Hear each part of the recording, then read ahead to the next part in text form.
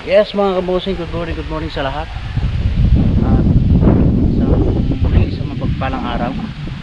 So welcome po ulit sa aking munting YouTube channel mga kabosing. So bali karugtong lang ito ng video ko kahapon na galing ulit Cavite. At galing kami ng sementeryo para dumalaw sa mga magulang ko. So dito kami natulog mga kabosing sa bahay. At katulad ng sinasabi ko, once na mapatigil ako dito kahit isang araw, ay pipilitin kong maging malinis itong mga nilinisang lugar na to. At tingnan naman ang gulay. Sana mga kabosing ay samahan nyo ako sa video na to. At talagang hindi natin pababayaan na maging masukal to. Kung mapansin nyo mga kabosing sa mga vlog ko, hindi nyo makita na madumi o madamot yung lugar na to, dahil ito ay talagang mini-maintain ko mga kabosing. So yung sa mga tinanim ko ay may mga sumibol na iba, pero hindi lahat. Merong part na wala, kaya yung maraming sibol ay iaakat ko dun sa ibang walang sumibol para maging mapuno ng gulay ito mga kabosing. So yan, once again samahan nyo ako hanggang huli sa video na to. At hindi kailangan natin matapos itong mamaya uwi na tayo. At bukas mga kabosing ay may mga pasok na yung mga bata. Let's go mga kabosing, tara!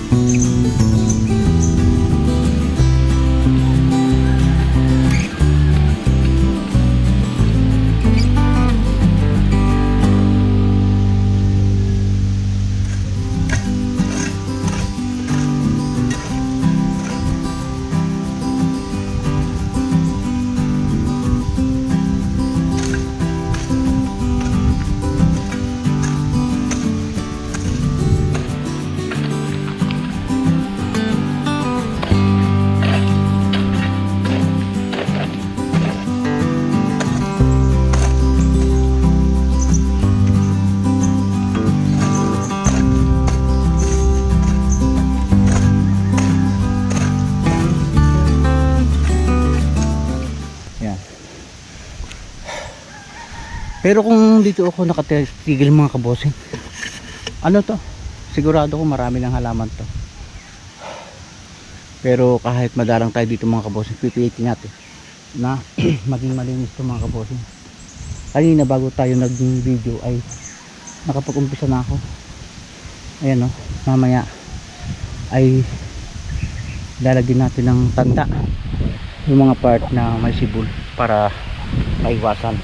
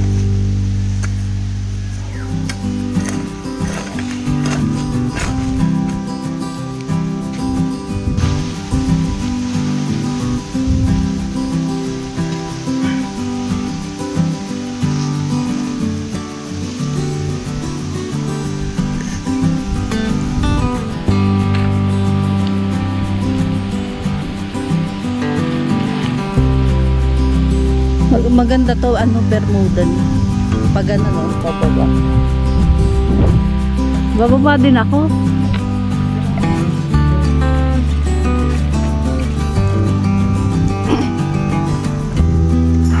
Maganda to, Bermuda.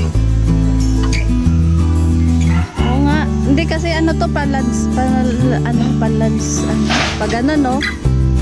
Ganda niya.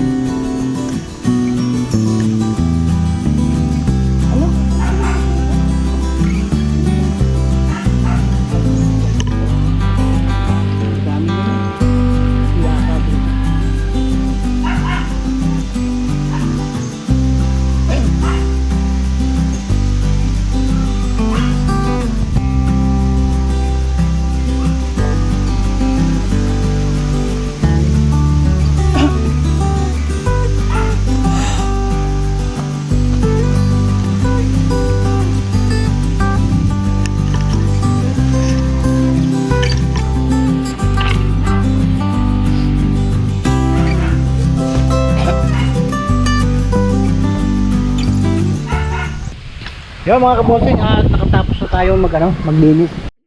Yung mga wrap, wala pang dilig dito eh. Nilipat ko yung ibang mga nakita kong tanim dito na sumibol. Sana matuluyan, kaso walang mag-aalaga. Diligan mo rin yun. Ayan o, tiniligan namin ng mano-mano. Kasi nanginayang ako doon sa tanim ko, walang sumibol kundi ilan eh. Kaya tinaniman ko, sana mabuhay mga kabosing. Ayan, pinilig namin. At ay, ito pa, Rap ito pa oh. Ayan, bago kami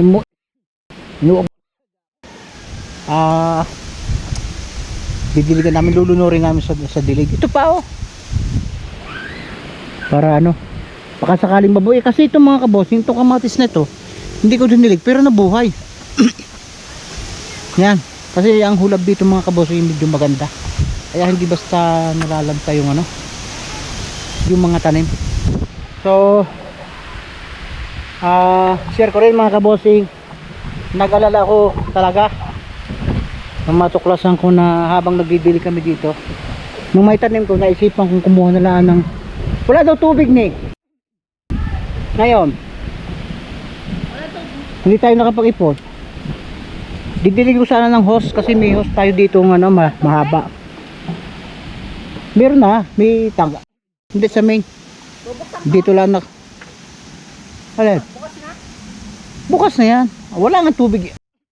Bukas na. Dito lang yan nakalagay mga kabosing, yung hose na mahaba.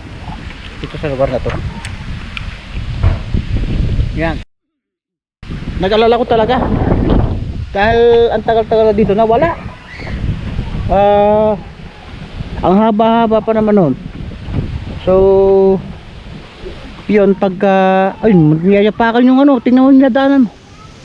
Pag nagdidilig kami dito, pwede nang, hindi na maghahakot ng ganyan. I-host na lang. Para ano, kaso nawala mga kabosing. Nung mga nakarang araw, nakikita ko pa dito, nawala. Yan. Sa lugar na to. So, nagtanong ako sa mga kapatid ko dyan kung hindi nila nakukuha at nahihiram. Hindi. Kaya sabi ko, aba, may nagnanakaw dito ah. Siyempre naisip ko na mahalaga yun dahil napakahaba ng hose na yun. At hindi ko lang alam kasi tiwala talaga ako sa lugar na ito mga kabosing. Tahimik dito at wala talagang mga ganong taong gumagalaw. So ang naisip ko, parang hindi mga kabosing, wala sa isip ko na nawawala. Ang haba ng mga kabosing dito nakalagay oh. Yung hose na yon. Ang ginawa ko mga kabosing, kasi sa mga last vlog ko, nakikita ko pa talaga dito yung hose na yon mahaba, nakapulupot. So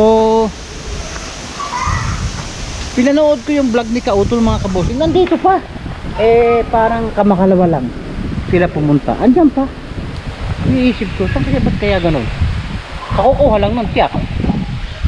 Naisip ko, tawagan ko kasi pumunta na yung mga taga rito at nagtataka sila kung bakit nawala. Wala naman nangyayaring ganun dito sa lugar na to. Medyo pumingit ang mga tuktok nila dahil siyempre wala namang nawala sa lugar na to. First time na mangyayari. Pagtawag ko kay Kautol, tinanong ko yung host mga kabosing. Kinuha pala niya, iniuwi na ang Kalaka. So hindi niya sinabi. Ang buong pag-asa ko talaga mga kabosing ay sa akin yung kanila pala yun. Siyempre iniisip ko na kaya ko iniingatan, nakala ko akin.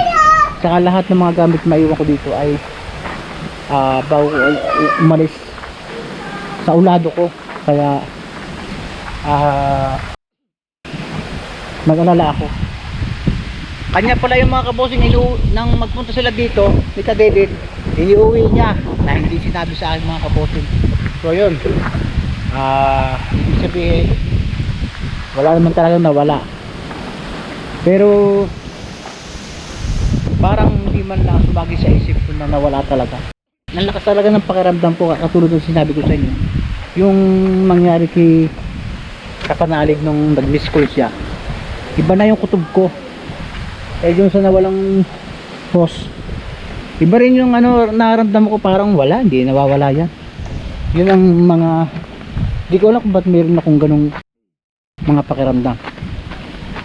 Yung talong na ito, kamatis. Ayun, lalaki ng bunga oh. Yan. Ito hindi talong to mga kabosing, isang ito. Pero hawig ng talong oh. Ayan, lalaki ng bunga. Tanim ko yan. Napulot ko lang yan mga kabosing sa tabi ng daan. Tapos tinanim ko dyan. So ngayon Hindi ko yan nadidiligan mga kabosing at wala rin abono. Pero namunga rin talaga oh. Ang galing. So, yan. At false alarm mga kabosing. Kaya pala ang pakiramdam ko hindi nawawala. Kinuha pala nung dalawa na hindi sinabi sa akin. Nanood ako ng vlog nila. Wala naman ako nakikitang kinuha nilang hose at tinarga sa tricycle. Kaya sabi ko parang nawala niya. Yun. Nawa ng Diyos. Naiuwi pala. Kailangan din natin ng mga kabosing ang hose dito. Sabi ni Ka-Auto, pwede daw gamitin tong yan, yung flexible na yan. Pero mas maganda yung hose para may pandilig sa dulo. So ngayong araw na ito mga kabosing ay balak naming linisin to. Lamig mga kabosing kagabi. Hindi na kami lumabas ng gabi, talagang sobrang lamig. Nagtago na kami sa loob ng bahay. Hindi namin kinaya. Ito, mga ilang damo-damong ito ay pabubumbahan ko. Ito, kakalay kayo namin ngayon. Mamaya pa naman kami uuwi para ano, para malinis. Yan. General cleaning ito mga kabosing. At itong kiyat-kiyat na ito mga kabosing ay namunga. Namumunga na pala to. Bunga ng kiyat-kiyat. Yan. So nagsiga kami nung nakaraang araw kasama ko yung misis ko. Nasunog yung dahon. Nalaglag yung bunga oh. Ayun oh. Kiyat-kiyat. Siguro kaya nalaglag. Ano? Nalaid ng ano, ng apoy. Pero hindi naman yun mamamatay mga kabos. At nga puro lantang-lanta. Mali pala yung pagkakasiga dito. Naapektuhan yung ano, puno ng kiyat-kiyat. Hindi mo siguro ito mamamatay. May nabak siya po. So yan mga kabos, at lilinisin natin ito. May mga puno ng ilang kalabasa dito. Ayan natin yan. Baka sakaling bumunga. Yan. Nung nakaraan ay nagsiga tayo dito pero hindi man tayo nakapagkalaykay. Bravo mga kalaykay! Pati na lalamunin mga boso. Na. Ito pa mga kabosi ang balak kong ano, akatin itong papayang to. Ang dami. Tatanim namin ni Rap mga kabosi.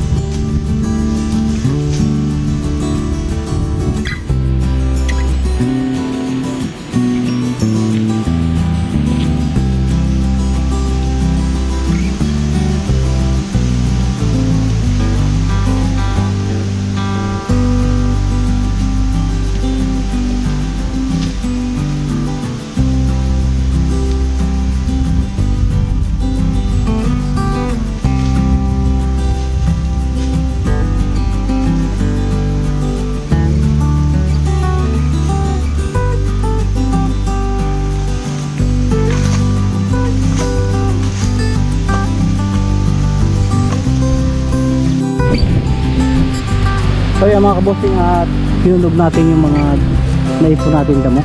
Yan. So meron pa rin talagang hindi nasasain tulad nun, no? Hindi na sila. Pagdating po ng mga susunod na buwan, Enero, Pebrero, Marso, at tumatak ang ulan, pwede na natin taniman niya mga kabossing. Nalinis na natin, hindi natin masaid-said dahil marami siyang bunot ng niyog yung pinagtalupan. Ito, kailangan natin linisin din. So yun, hindi nasunog itong isang to oh, naiwan siya, pero yan, malinis na. Try natin sunugin yung isang to.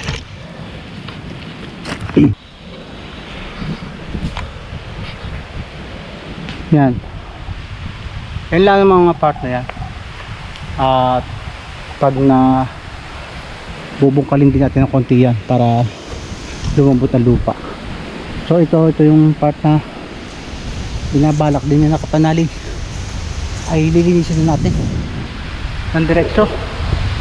At least habang tayo dito ay may nagagawa tayo. Ito ibaba na natin dyan, punta dyan. So konti nito mga kabossing, matatapos na natin to. Sarap mga kabossing. Ito ang trabaho ko talaga dati, ang maglinis tapos magtanim ng mga gulay. Dati ang aming mga pagkain ay talagang palay kami na nagtatanim, palay, mais at iba pang sari-saring ibang klaseng gulay. Ayan yung mga pambenta namin, yung mga saging, yung iba-ibang klaseng saging mga kabossing, at saka sari-saring klaseng gulay. Yan ay ibinebenta namin sa palengke para may mga panggastos kami. So mapakagandang tingnan. At ang napapansin ko dito talaga mga kabossing, ang mga niyog ay masyadong malilimit. Yan. Kaya ang ginagawa ko dito, yung bunga ay ibinababa ko na, binabubukuhan ko na para hindi makabagsak dito sa lupa. Napakahirap din maglinis So yan, ilan naman ang ating sinunog ng mga part na yan. Pero pag nasunog yan, magiging halos lupa na lang yan. So maganda na taniman natin ang mga iba-ibang klaseng gulay. So yan. At ito na lang yung part ng ating linisin. Tsaka ito. At ayan, abang-abangan lang natin mga kabossing. Tara.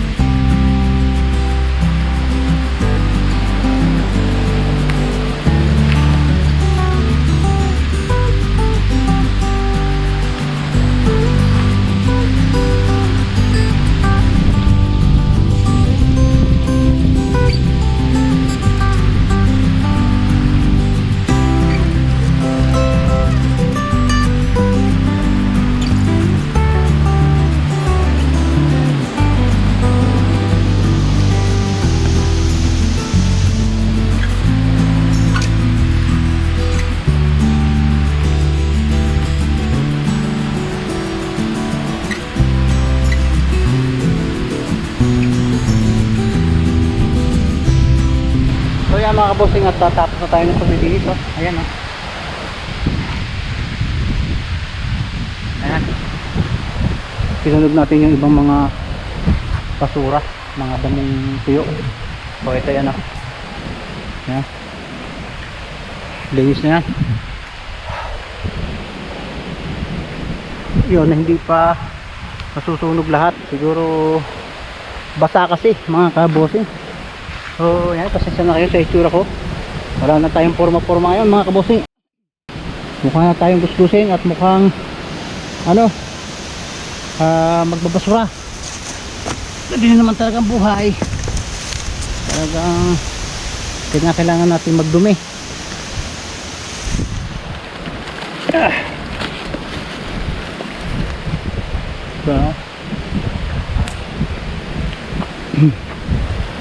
Tutunogin natin yung mga ibang mga basura nila.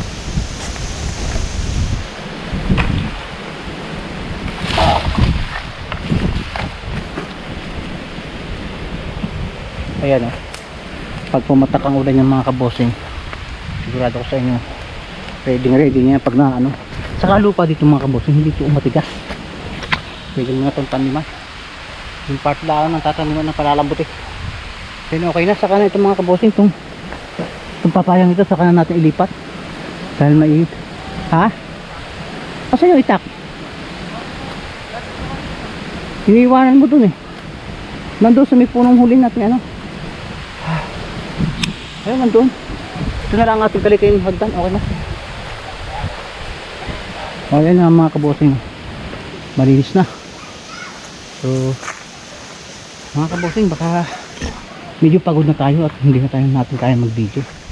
So dito na natin puputulin ang ating vlog. At sana ay sinamahan mo sa vlog na to. Para ito po sa mga ano, saan ba yun? Ito yan sa mga magbubukid. Siguro nakaka-appreciate sila ng mga ganun trabaho. Ayan o, malinis na mga kabossing. Tulad ng sinabi ko sa inyo, itong ganitong kalaking trabaho ay na ano, chicken at chicken sa akin. Kasi dito tayo galing, kaya hindi tayo takot sa ganitong mga hanap buhay, mga ganitong trabaho. Saka hindi ito nagtatagal sa ating mga kabossing. Hindi ito pinatatagal ng ilang araw. Isang araw nga hindi aabutin sa atin. Tatang ano, ayan o, pakalinis. Siyempre kasama ko yung anak ko, talagang sinuportahan din ako. At kaya hindi rin ko nagtagal. Nakita pa oh, talagang kung ako din lang ang gagawa nito, medyo hindi ko kaya ng ganito. So yan mga kabossing, at hanggang dito na ating vlog. Sana po ay na-enjoy kayo sa aking simpleng vlog sa pagpe-prepare ng tataniman ng mga gulay o anumang klaseng halaman. Until next video na lang mga kabossing. Bye bye.